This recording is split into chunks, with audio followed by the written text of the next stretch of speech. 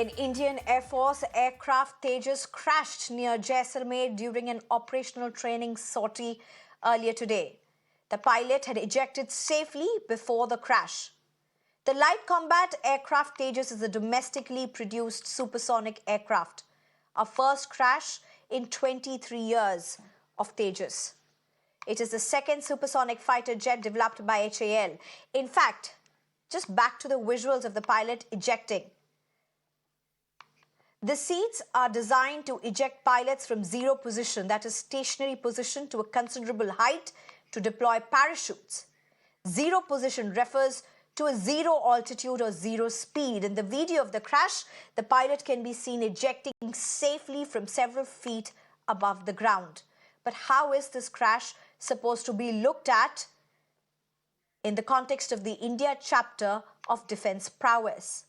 And we are not looking at Tejas crash or Tejas alone. India on Monday successfully tested a new age Agni-5 ballistic missile equipped to carry multiple warheads, each of which is capable of hitting a separate target. Indigenously developed, being seen as a force multiplier by experts.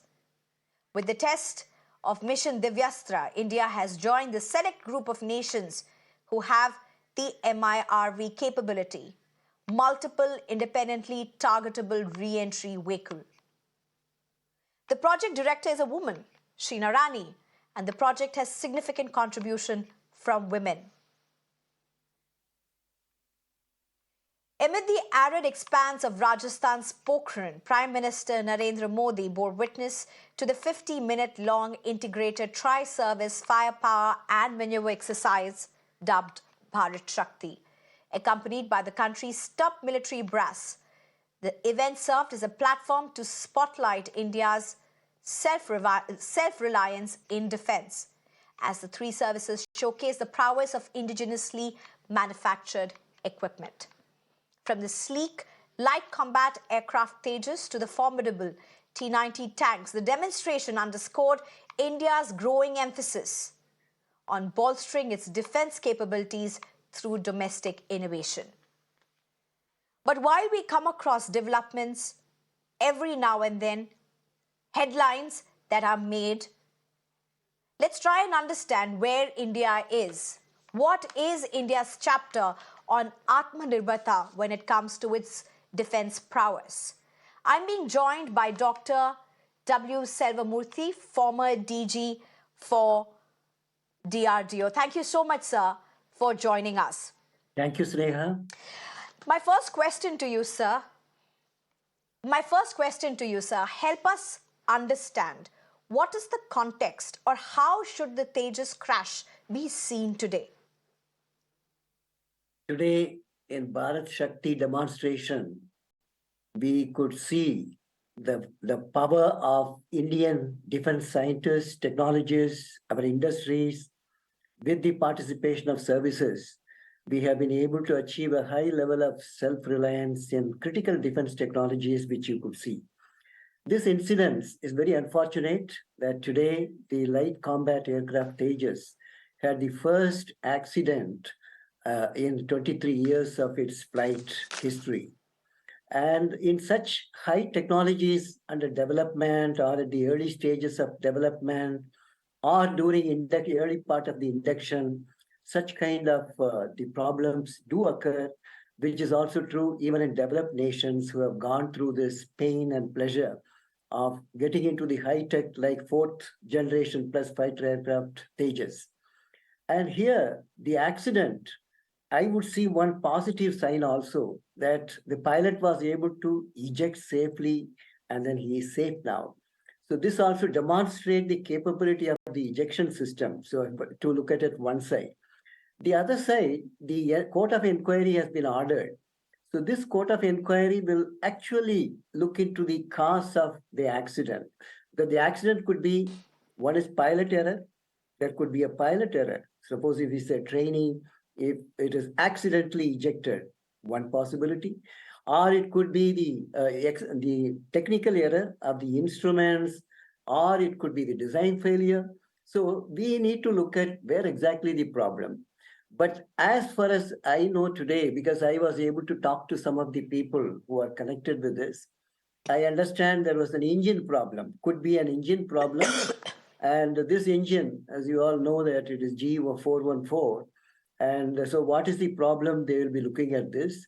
So, we really have to wait for the report, which will come from the Court of Inquiry, which will have both technical experts, operational experts, which will really indicate the learning, because these accidents also give us a learning curve. Even during development, we do encounter incidents. So we would learn it, but then I'm sure this will not deter in the Atmanirbharta in defense sector, which we are moving ahead, marching ahead. And this will be also, we will be able to overcome if we, after finding the problem, we'll be able to also correct it. So I would say that this is in 23 years, one accident, and that too, we are yet to know the cause. So it should not deter any of our endeavors, should not discourage our scientists or technologists or even the production agencies, HAL, and the pilots. So we have to look at really as a system. So as Sneha, I feel that there is nothing to be worried about this. And we did lose an aircraft, which is true, but we saved the life of a pilot. And then this, after we know the reasons, then we will be able to correct it as well. Whether it is at the engine level, Right. or it is the operational level. So this inquiry will bring out the facts. Right. In fact, I'm also being told that my other panelists have also joined. But let me ask you another question before I introduce them as well. We saw the Tejas crash happen today, but we also saw some extremely powerful images that were released by Prime Minister Modi himself about the test launch that happened with Agni-5. Now, just for viewers to understand, why is this being seen as a force multiplier for India? India is a nuclear power today. We have also, having become the sixth nuclear power in the world, we have put a self-moratorium of no first use. So this is a responsible country like India have said that we will not use the nuclear weapon for the first time.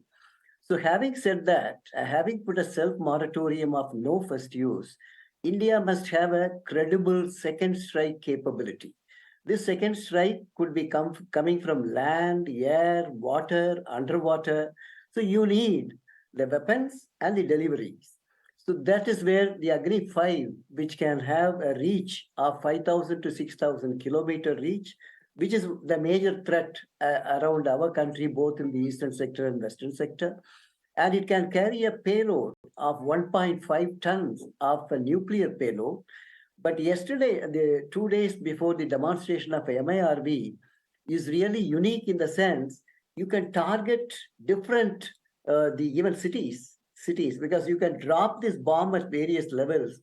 So like payload separation of the nuclear warheads can happen in designated targets, and that will have also autonomous functions.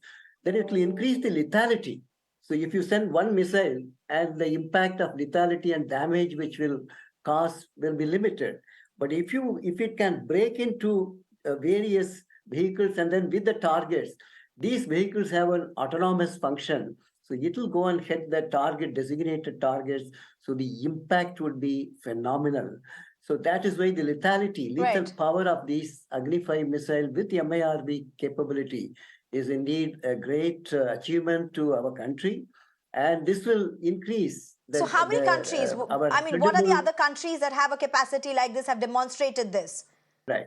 We have first USA, then we have Russia, China. So these are the only three countries. So ours will be the fourth country to reach this, the technology demonstration of MIRV. Right. Because, thank you very much, sir, for at least bringing these introductory notes out. No, go ahead. Please go ahead. Yeah. See, when you look at the missile, the propulsion, control, guidance, navigation, payload integration, payload separation, all these are there right from Agni-1 to Agni-5, but with different capability. But the MIRV is a game changer in terms of the credible deterrent which we have created through this Agni-5 with MIRV capability. our deterrence capability has gone much higher. And that, as I told, it is a strategic weapon. Right. It can carry the nuclear warhead. So that is why it is very important development for our country. And we are sending the messages to our adversaries that we have this capability, beware. So that is the message we are giving to the global community. Right. Thank you, sir, for these important perspectives. But let me also introduce my other panelists as well. Dr. M.J. Augustine Vinod, who's an ex-fighter pilot, Maruf Raza, consulting editor for the Times Network. Well, first to you, Dr. M.J. Augustine Vinod. I mean, a lot has changed possibly from when you were a fighter pilot to what it is today in India in terms of brand India, in terms of Atmanirbharta. How do you look at what's happening currently, not just with Tejas, but several such lines that are coming up and the way the world is looking at India, or is it? How do you look at it as a former fighter pilot? Firstly, Sneha, a lot has not changed because I hung my uniform only a couple of years ago in 2019, post Balakot to be precise. Anyway, be that as it may, I see. You look at any modern fighter, F-35, in its developmental stage, including a couple of months ago, we had a crash in America. You take any fighter in the world during developmental stage, it goes through a little bit of hiccup as it is getting progressed into operationalizing. Whereas for 23 years, from the time it first flew to date till today, Tejas never had a crash. And remember, I've covered this many times in many channels, including yours. If you remember, it is a single engine fighter, right? Like you can see behind me. There's only one engine. That's right. Whereas if you look at Sukhoi or if you look at F-18 or any modern fighter today, they have Rafale. They are twin engine fighter. So the difference is very, very clear. I mean, for everything you have redundancy except for an engine. So in a single engine fighter, when you're in a critical phase of flight, in a single engine fighter, the issue is when you lose an engine, you have no choice but to eject. That is the choice you are left with. And you can see it very, very clearly in the visuals that you ran also. The aeroplane is coming into land. So when you're coming into land, see, another thing, Sneha, is when the engine quits, you need time to restart the engine. So there is a little bit of procedure that is involved in which you restart the engine, for which you need adequate time. In a single engine, that time translates to height. So you have a certain amount of height that is specified, especially when you're coming into land, that below this height, if the engine quits, and I'm a trained accident investigator. In fact, I'm also a empaneled accident investigator currently in DGCA as well. With that as a background, I can tell you that to me, prima facie, it appears that it could be because of some external factors like bird hit or something like that. And the pilot ejected on time, but the aeroplane continued to fly towards the runway. It couldn't reach the runway because it didn't have the energy to reach the runway. Otherwise, it probably would have reached the runway. And there was a case, Sneha, where in Greece, pilot ejected like this and the aeroplane went and automatically landed. It was a Mirage 2000, the aeroplane which I used to fly. The pilot ejected safely. Aeroplane also recovered safely and came and landed on the runway. And that could have been the case had this happened slightly later. But Tejas has got an exceptional record. There is no fighter in the world which didn't have a crash at all from inception to date for 23 years. That we must keep in mind. Your next question, Sneha. All right. Sure. Maruf Raza, if I can come to you, between Tejas 23 years ago to Agni-5 test launch that just happened, a lot has happened. How are the international markets looking at India's defense prowess? There are some countries Very few countries that boast the kind of capability and strides that India is making. But everything is having a hawk's eye, particularly when we look at the international trade and business market. Yeah, that's a very good question. You see, what has happened is that as far as the big defense producers are concerned, there is both awe and envy as far as India's program goes, because they do not want India to have the ability to manufacture, produce, and then export some of these platforms, because the Western countries that manufacture bulk of the world's weapon systems, and China has got onto the race now very quickly, they make a lot of money out of it. They also enjoy a lot of clout because of the weapons platforms they are able to manufacture and export. And therefore, they do not want India to catch up. Now, there are two areas, which are two separate areas of discussion today. One is the fighter jet program, and one is the missile program. The missile program wrote one Western observer 25 years ago in a book called Trappings of Power. Her name was Jeanne D. Nolan, and she talked about India's missile program as a juggernaut that cannot be contained. Now, one of the reasons why the missile program did so well was because India was embargoed from importing missiles from outside under what they call the MTCR, Missile Technology Control Regime. So India had to make its own missile programs to match, especially its rivals like China. Now, over the years, we have produced some first-class missiles, and this is the envy of a lot of countries. As far as the fighter jet program is concerned, for too long, we were held hostage to the supply of fighter jet engines by Western countries. If you remember Mr. Modi's recent visit to the US, where he had an agreement with the US for the supply of the F414 engine of the General Atomics. Now, they are engines that the Americans say will allow us to take the Tejas to the next level of impact. But please remember, it was the American constraints on our aircraft programs after a nuclear test, where the Americans said, sorry, we cannot support you anymore. The G engine was blocked and not given to us because the American law says that. But the law nowhere says that you have to honor your contracts. So our program went into a lurch.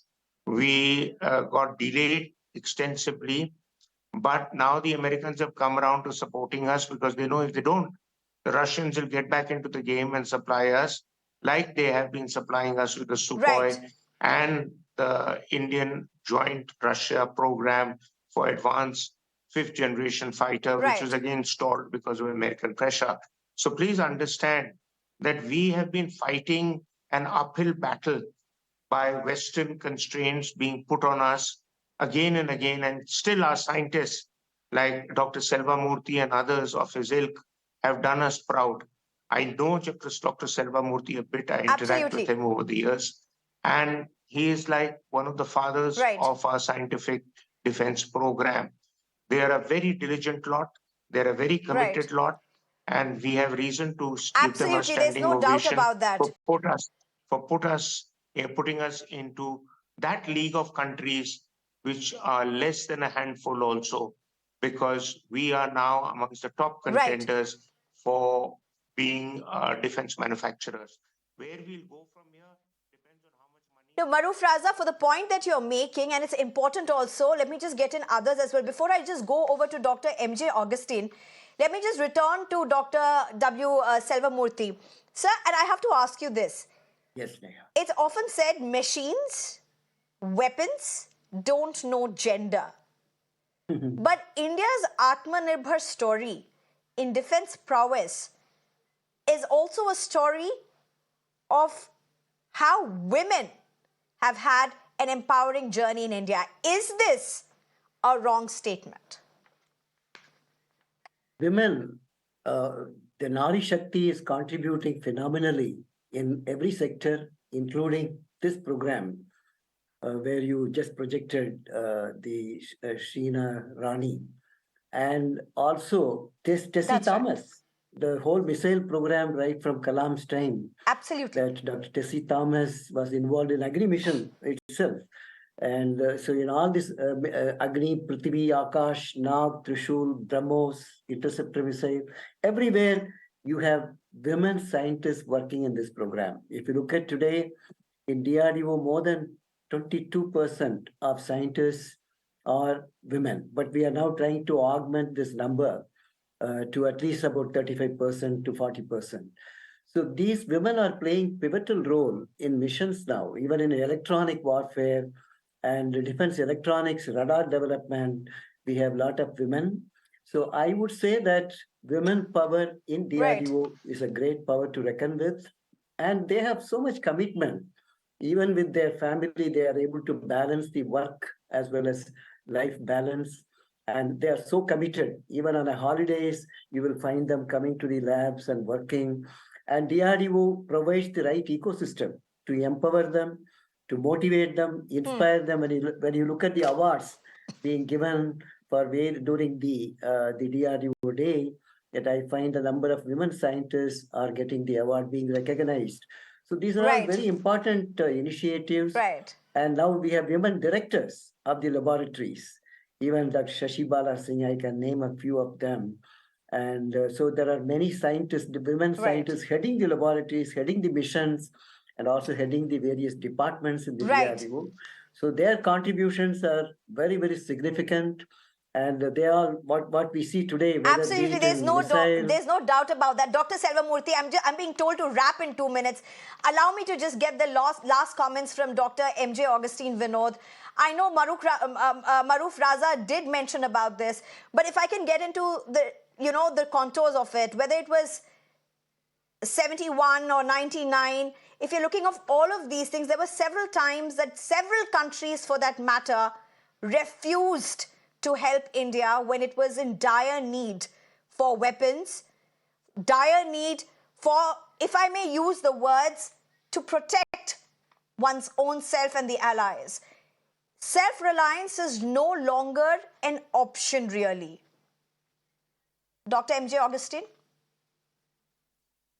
Sneha, a couple of quick points since we are going to wrap up in 2 minutes. Firstly, post-Pokhran 2, there was a clampdown on transfer of technology, especially fly-by-wire technology. And thankfully, it happened. It put us behind by almost 1.5 years. But in hindsight, it was a blessing in disguise because the fly-by-wire that we developed, because I was closely associated with this, that we have developed is world-class.